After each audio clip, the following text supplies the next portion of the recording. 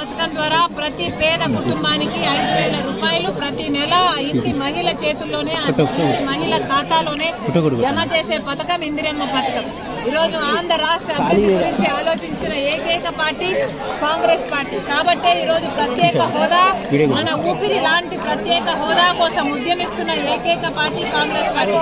ఒక అభివృద్ధి గురించే కాదు, ప్రజల సంక్షేమం గురించి కూడా ఆలోచిస్తున్న పార్టీ కాంగ్రెస్ పార్టీ. కాబట్టే ఈరోజు వాళ్ళకు ఆసరాగా నిలబడడానికి ప్రతి పేద కుటుంబానికి ప్రతి నెల 5,000 రూపాయలు ఇచ్చే పథకం ఇందిరమ్మ అభయం. ఈ రోజు ఈ పథకం యాప్ లాంచ్ చేయడం జరిగింది.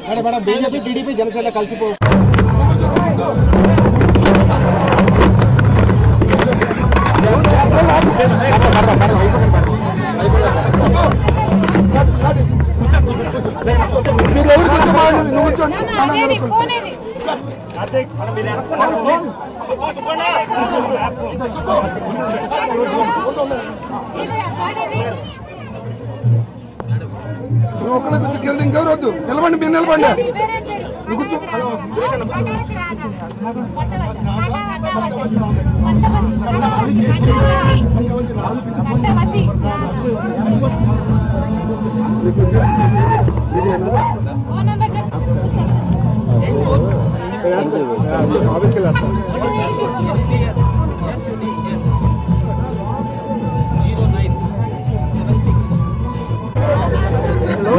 రామవన్ బ్యాగ్ లో పెట్టి కూర్చొని ఇందులో పెట్టి బ్రదర్ కొద్ది వెనక బ్రదర్ వైర్ వెళ్ళిపోతుంది.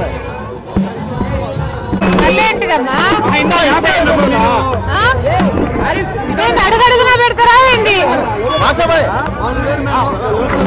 ఏదో కావాలి,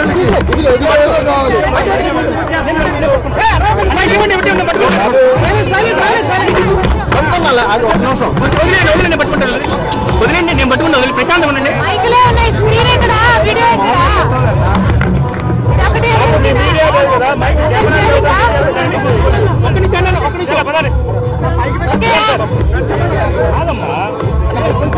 ఈరోజు అన్ని ధరలు పెరిగిపోయాయి.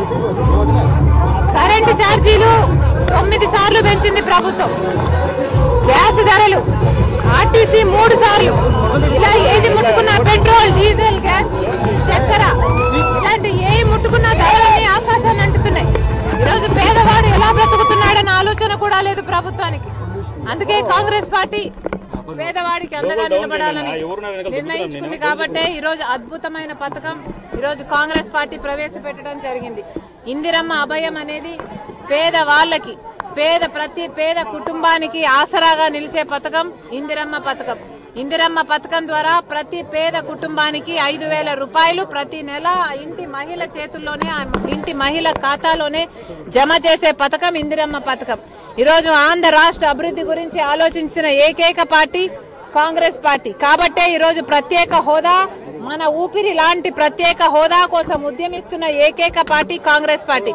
ఒక అభివృద్ధి గురించే కాదు, ప్రజల సంక్షేమం గురించి కూడా ఆలోచిస్తున్న పార్టీ కాంగ్రెస్ పార్టీ. కాబట్టే ఈరోజు వాళ్ళకు ఆసరాగా నిలబడడానికి ప్రతి పేద కుటుంబానికి ప్రతి నెల 5,000 రూపాయలు ఇచ్చే పథకం ఇందిరమ్మ అభయం. ఈ రోజు ఈ పథకం యాప్ లాంచ్ చేయడం జరిగింది.